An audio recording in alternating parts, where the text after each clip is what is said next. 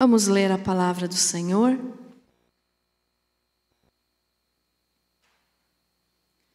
Glória a Jesus. Atos dos Apóstolos, capítulo 12. Glória a Jesus. Vamos ler do versículo 1 até o versículo 8.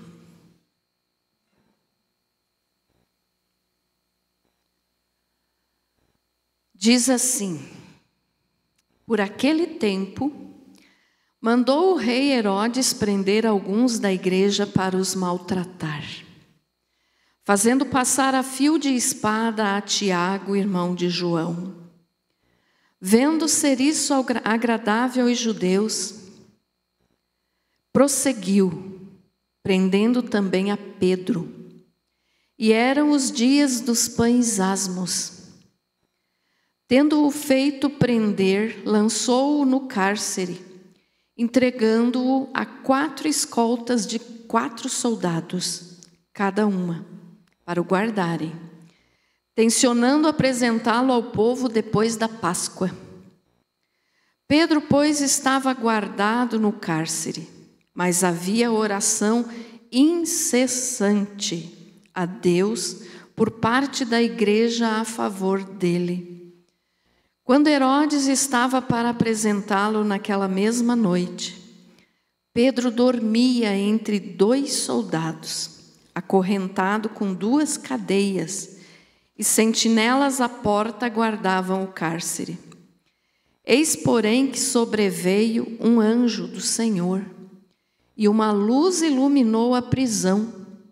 E tocando ele o lado de Pedro, o despertou, dizendo: levanta-te depressa. Então as cadeias caíram-lhe das mãos. Disse-lhe o anjo: cinge-te e calça e sandálias. E ele assim o fez. Disse-lhe mais: põe a capa e segue-me. Querido Jesus, que esta palavra seja para a tua glória, que assim seja. Amém. Graças a Deus. Pode se assentar.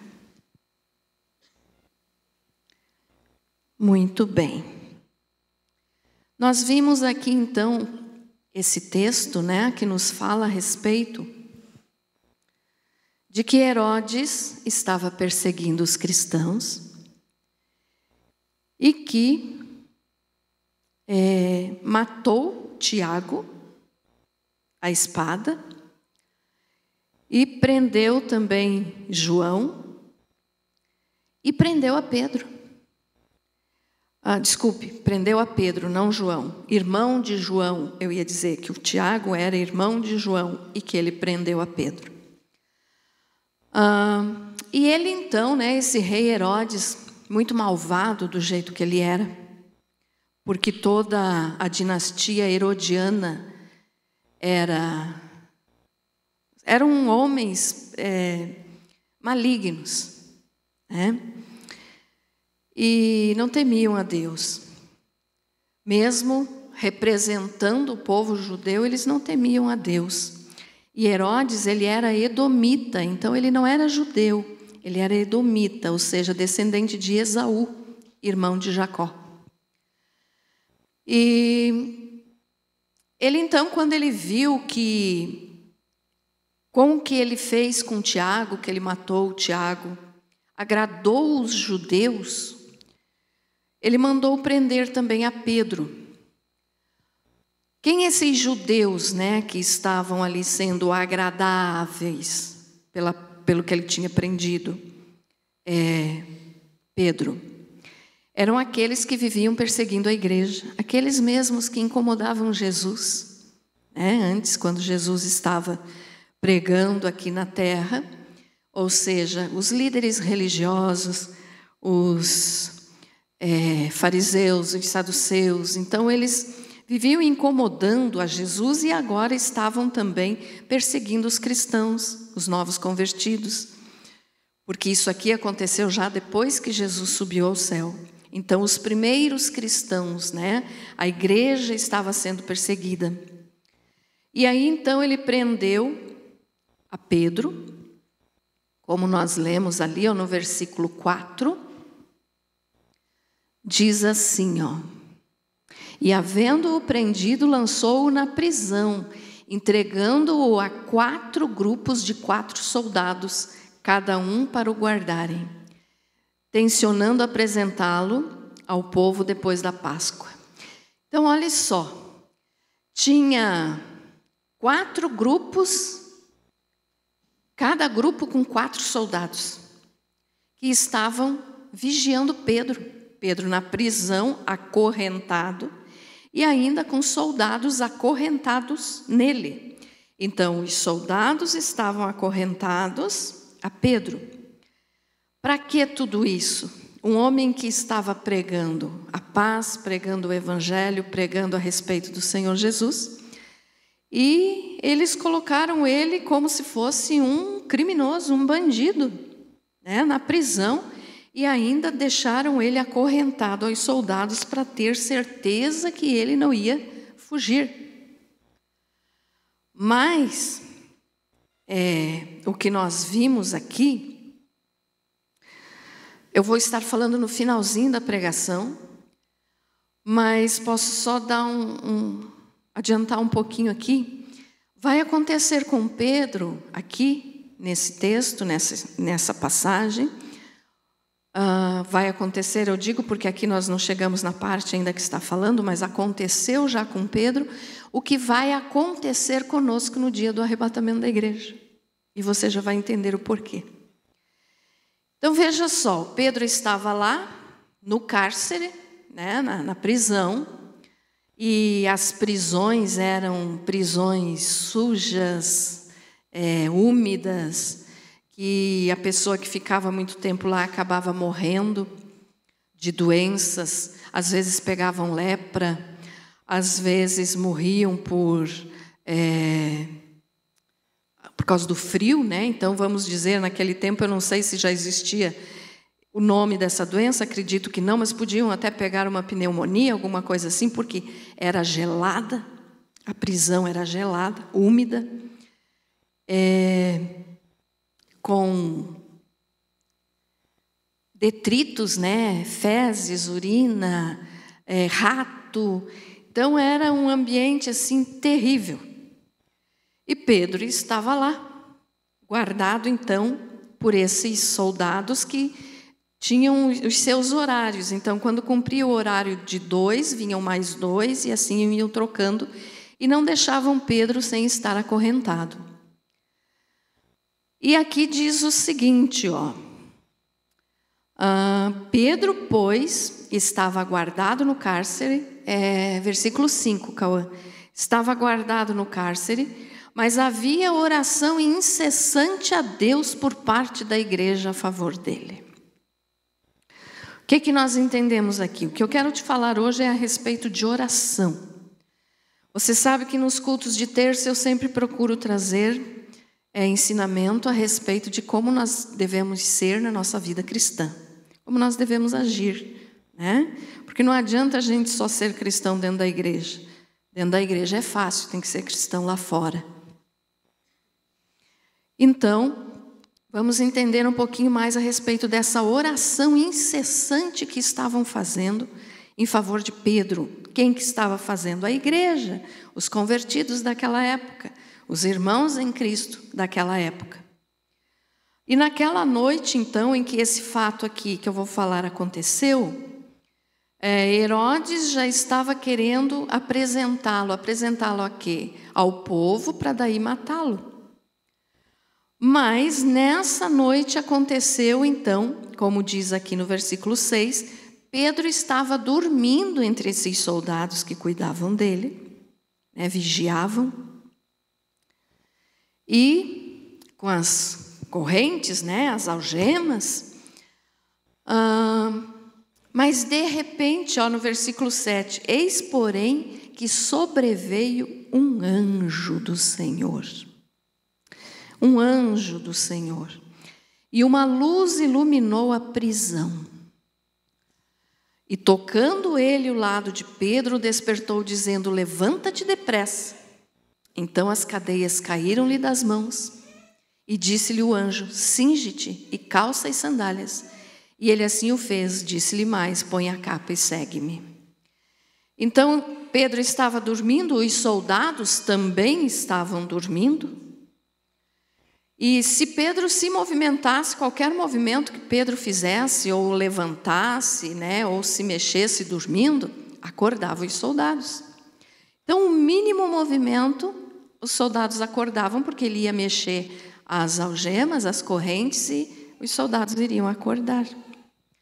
Mas apareceu um anjo.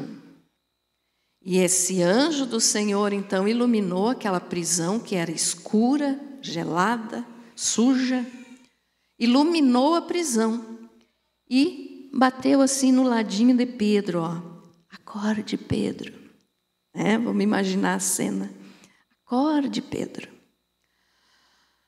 E daí diz, o despertou dizendo: levanta-te depressa. Então, olhe só. Se Pedro não podia se mexer porque acordava os soldados, o anjo disse: se levanta, Pedro. Acorda e se levanta. É claro que os soldados iriam acordar, mas não acordaram. Por quê? Pelo agir de Deus, porque quem tinha mandado aquele anjo era Deus. Amém? Então diz ali: as cadeias caíram-lhe das mãos, ou seja, os soldados não precisaram abrir as algemas, tirar as correntes. Os soldados continuaram dormindo, não viram nada. E Pedro ficou livre. E aí o anjo disse: cinge-te, quer dizer, se vista. Pegue a tua roupa, se vista ligeiro, calça tuas sandálias e põe a capa. E segue-me. Então aqui nós podemos observar que o Senhor agiu com um grande milagre, tirando Pedro daquela prisão, sem nem ao menos acordar os soldados que estavam presos nele, junto com ele naquelas cadeias. Agora eu posso perguntar assim para você: por que Deus fez isso? Se Tiago tinha morrido, então Deus não tinha poder para livrar o Tiago da morte? Claro que tinha e tem. Mas Deus tem propósitos, e tudo que ele fazia aqui era para fortalecer a igreja daquela época. Então ele sabia que Tiago tinha de morrer pelo seu nome para testemunhar e dar o exemplo de que, se for preciso, um cristão verdadeiro tem que morrer pelo nome de Jesus. Amém? E Pedro,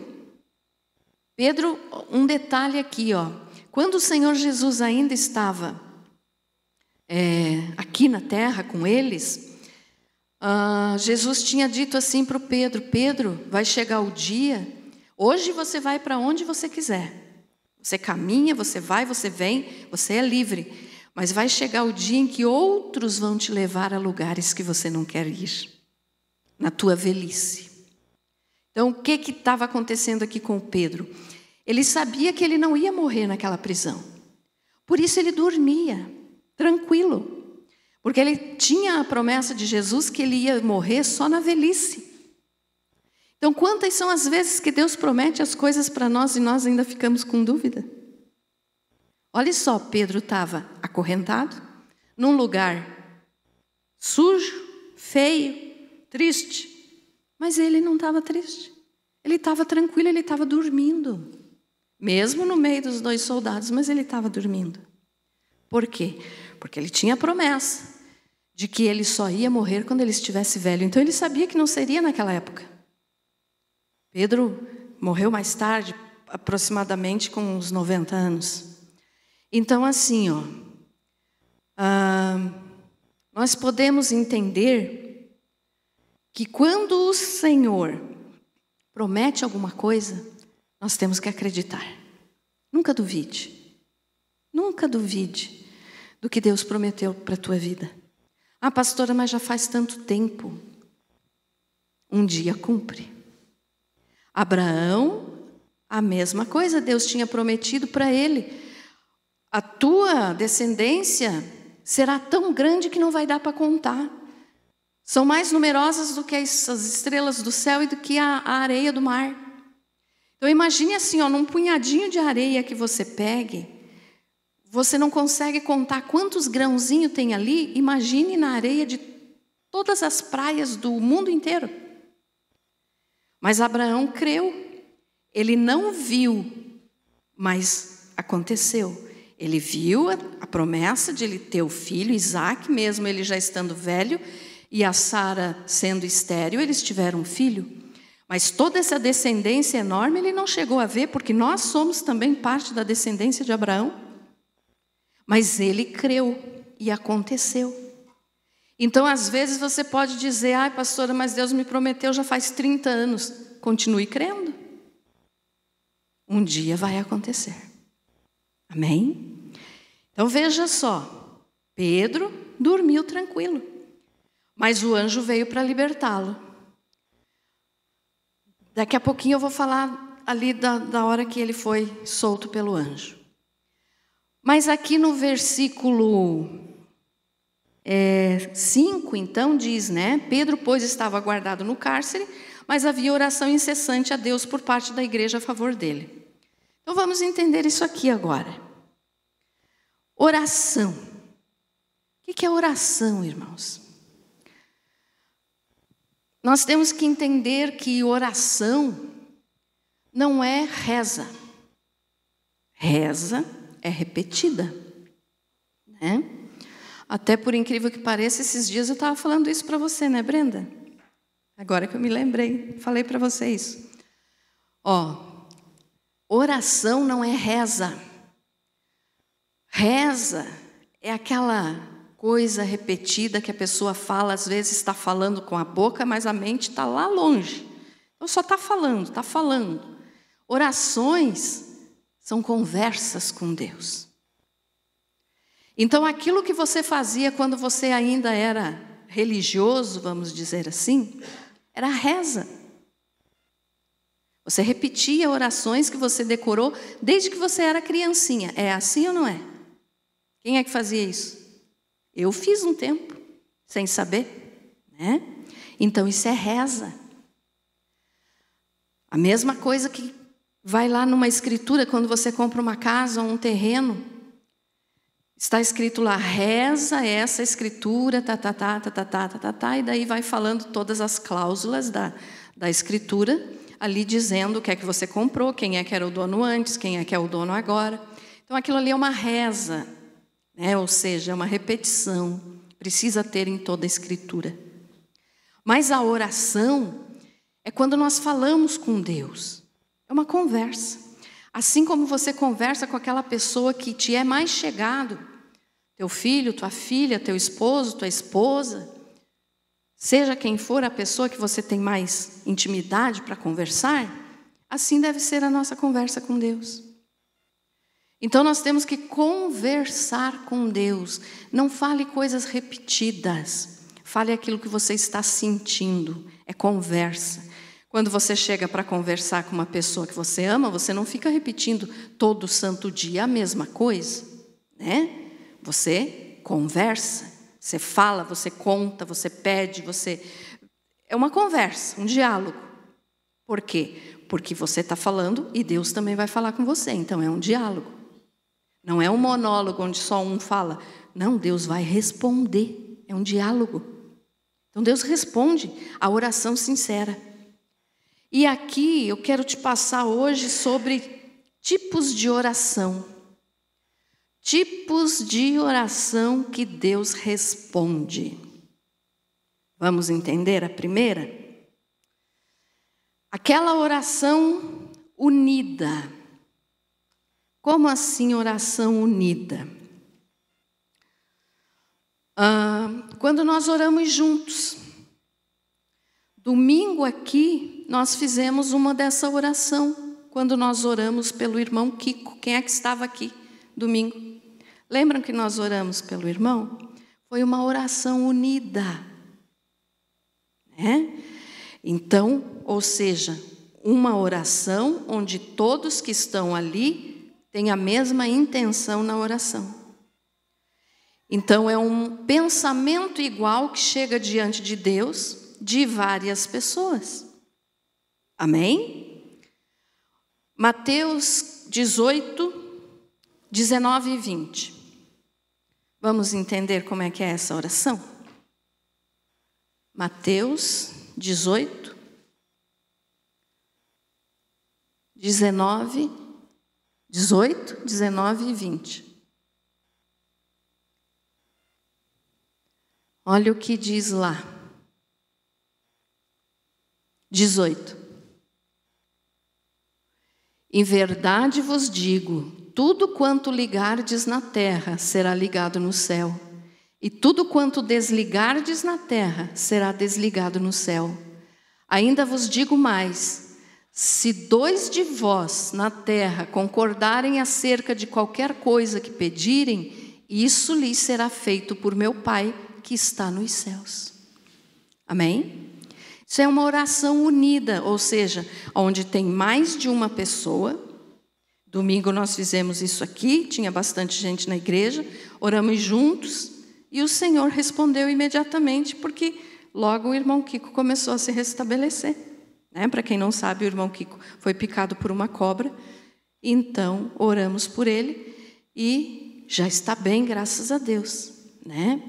Então foi uma oração unida. Outro tipo de oração, que eu até comentei com vocês aqui semana passada, nós oramos pela vida da Maria Cecília. Está bem ela? Graças a Deus. Então é uma oração unida, ou seja, onde um grupo de pessoas ora pelo mesmo objetivo juntos. Tá? Deus responde esse tipo de oração. Só tem um detalhe que nós temos que observar. Para essas orações unidas serem respondidas por Deus, não pode haver contendas ou murmurações entre as pessoas que estão orando juntas. Como assim? Quem está orando junto não pode ter porque fulano está aqui, eu não quero orar com esse abençoado ali. Para Deus responder, todos têm que estar no mesmo espírito, se amar, se respeitar como irmãos. Então Deus responde onde não tem contendas, ou seja, brigas, nem murmurações. Então por isso que a Bíblia nos fala tanto que os irmãos devem viver em união. Se os irmãos não viverem em união, Deus não vai responder a oração. Entendido isso, irmãos? Então por isso a importância de a igreja ter um único pensamento. De a igreja não ficar criando murmuração, panelinha, fofoquinha. Isso não pode ter dentro do povo de Deus. Porque senão não adianta nós estarmos aqui, Deus não vai responder. E todos nós, todos os dias temos pedidos a fazer ao Senhor, não é verdade? Amém? Então guarde isso, oração unida. Então a igreja estava orando por Pedro, unidos, e Deus respondeu. E respondeu como? Mandou um anjo lá para tirar o Pedro do meio dos soldados. Oração respondida. Outro tipo de oração. Oração fervorosa. Como assim? Aquela oração contínua, aquela oração sem cessar. A palavra nos diz, orai sem cessar. Mas não significa que você tem que orar por muito tempo. Esse orar sem cessar não significa que você vai deixar de trabalhar, que você vai deixar de se alimentar, que você vai deixar de conversar para ficar só orando. Não. Oração fervorosa é aquela que você ora com insistência no desejo que você está pedindo. Então vai acontecer, por quê? Porque você não foge do propósito. Tem gente que às vezes começa a orar, está orando ali e tal, pode ser em casa, não precisa, tem a oração unida, mas não é a única que existe, né? Então você pode orar em casa, você pode orar no trabalho, você pode orar na rua, é estar em espírito orando sem cessar. Mas você pode estar fazendo alguma outra coisa, mas a tua mente está em Cristo. Entendido?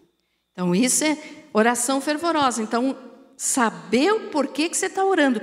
Não adianta você estar pedindo uma coisa aqui para Deus e estar pensando o que é que vai acontecer lá amanhã. Tem que estar com a tua mente ligada no que você está falando com Deus. Fervor, oração, fé. A mesma coisa nessa oração fervorosa aconteceu com o próprio Senhor Jesus. Quando o Senhor Jesus estava lá no jardim do Getsêmani, ele orou, Ele orou intensamente ao Pai, pedindo o quê? Pedindo que, se fosse possível, o Pai passasse dele aquele cálice. Que cálice? O cálice que ele ia ter que beber, o cálice de morrer pelos nossos pecados. Mas Jesus não estava pedindo isso por medo dos pregos que iam pôr nele, ou por medo da dor que ele ia sentir. Ele estava pedindo isso, esse cálice, era a ira de Deus, porque ele iria estar assumindo a ira do Pai por nós. Porque quem tinha de estar recebendo aquela ira do Pai era eu e você, era toda a raça humana de todas as épocas.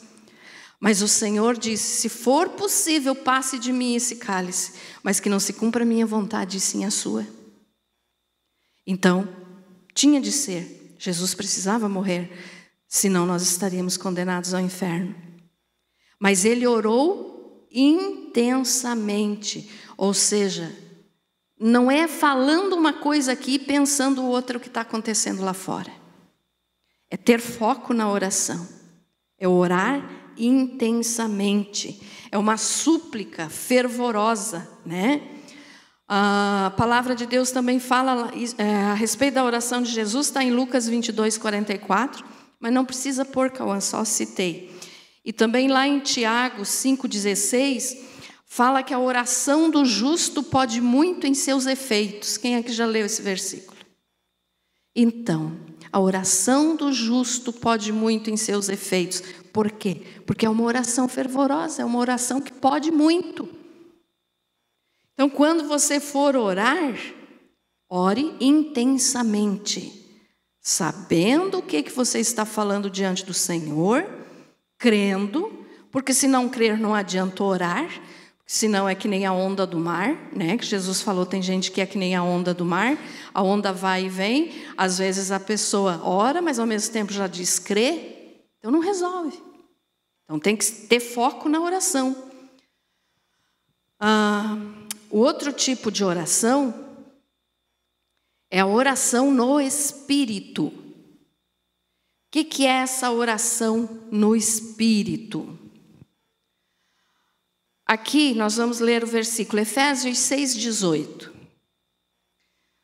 A oração no Espírito, irmãos, é claro que é a oração diretamente a Deus, Estou falando aqui de oração a Deus, não a oração a ídolos, não a oração a coisas que os homens inventam, crendices, nada disso. Oração no Espírito, oração a Deus.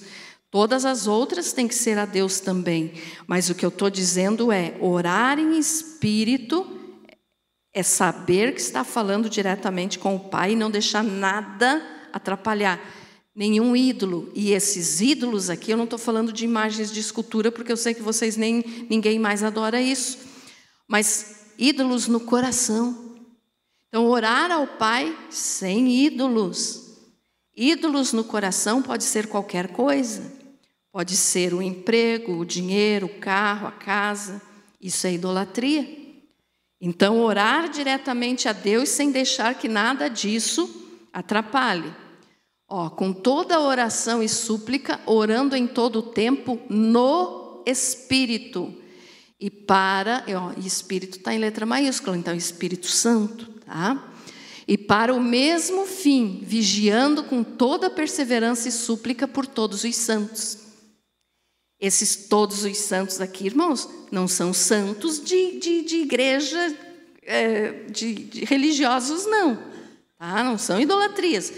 Aqui, orando por todos os santos, é orando um pelos outros, porque diante do Senhor, aquele que aceita o Senhor Jesus, já é um santo de Deus. Então você é um santo de Deus. Amém? Então nós devemos orar uns pelos outros. Mas olhe só, orando em todo o tempo, no Espírito e para o mesmo fim. Como assim? Quando nós oramos em espírito, não, irmãos, tem diferença de você só orar da boca para fora e de você orar em espírito, que é aquela oração que sai lá do mais íntimo do teu ser, sabendo que você está falando diretamente a Deus. É orar com a mente, tá? Orar com o espírito, é ter entendimento. Não estou dizendo que você vai orar só com a mente, me entenda aqui, ó. Orar só com a mente é diferente de orar no espírito, mas orar no espírito você vai estar usando a tua mente para saber a quem que você está direcionando aquela oração, para que você está fazendo aquela oração, por que você quer estar fazendo aquela oração. Então você vai ter conhecimento, não é por emoção, é por razão. Tá? Tem gente que ora só por emoção. Por emoção, a gente tem visto em igrejas por aí que pulam, sapateiam, dançam, caem no chão, faz aquele alarme, mas é só na mente, daí não tem o espírito. É só na emoção, não tem uma razão naquela petição, naquela oração. Então, orar em espírito é aquela oração que você vai estar falando diretamente com Deus e que o Espírito Santo vai estar intercedendo por você diante de Deus. Em Romanos 8, do 26 ao 27, diz que o Espírito Santo, ele intercede por nós com gemidos inexprimíveis. O que é isso? Então, orar em espírito é você se aproximar tanto de Deus que o próprio Espírito Santo vai estar intercedendo por você diante do Pai.